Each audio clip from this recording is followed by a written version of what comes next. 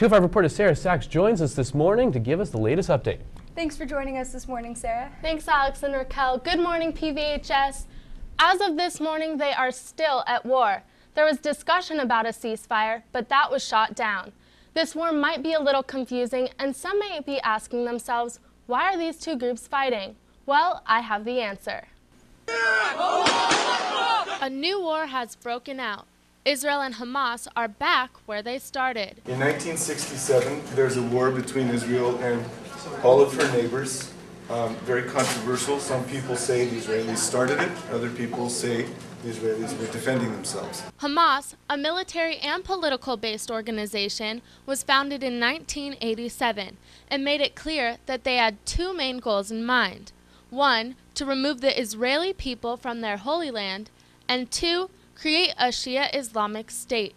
In a sense, they pulled out. In a sense, they encircled it. So the Israelis can say, yeah, we pulled out of Gaza in 2006. The Palestinians can say, yeah, but you never let us have any independence, or you never let us have any contact with the outside world. At the beginning of 2006, Hamas was elected into the Palestinian government and soon took over military control in the Gaza Strip. They started launching missiles into nearby Israeli towns, creating havoc once again.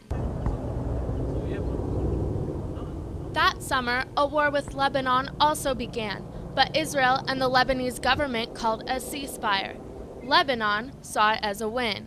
In Gaza, Hamas saw it as a chance to fight even harder against Israel. Practicing and experimenting with these little missiles and sending them up here into this Israeli city, Ashkelon, and specifically this place called Sderot.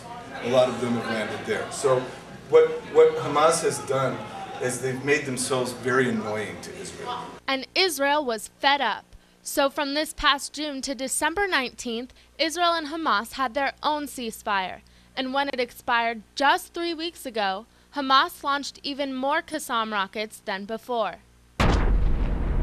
So Israel invaded Gaza to eliminate their weapons. It's a standoff right now. The Israelis are perched right on the outside of these very densely populated cities with lots of probably not massive weapons like Israel has, but enough weapons to cause a very ugly scene if the tanks go in. And so I think it's a game of chicken at this point. Are the Israelis going to go in? If they do, it'll be ugly. Both sides are losing loved ones. And on Wednesday, Israel sent a truce plan for Hamas. Israel wants another ceasefire. But will Hamas and the Israeli government ever agree on the same terms? Sarah Sachs, live from 205.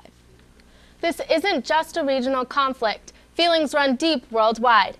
Next week, I'll take you to a protest rally just outside the Israeli consulate in LA. There, I spoke with passionate people on both sides. See you then, Sea Kings.